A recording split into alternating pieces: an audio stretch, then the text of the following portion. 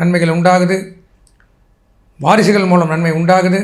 வெளியூர், வெளிநாடு, வெளி மாநிலங்கள் போயிட்டு வரலாம், அந்த மாதிரி அமைப்புகள் உண்டாகுது.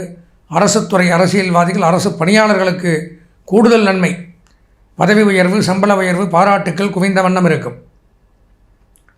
குறிப்பாக குரு சூரியன் சேர்க்கை அப்படிங்கிறதுனால தலைமை பொறுப்பு வைக்கக்கூடியவர்கள், பெரிய பெரிய போஸ்ட்டில் இருக்கிறவங்க, அவங்களுக்கெல்லாம் மிகச்சிறந்த நன்மை. யார்? கும்பராசியாக இருந்தால். அழகு சாதனங்கள், அழகு நிலையங்கள், அழகு கூடங்கள், அழகு பொருட்கள், ஹெர்பல்ஸ், மூலிகைகள்,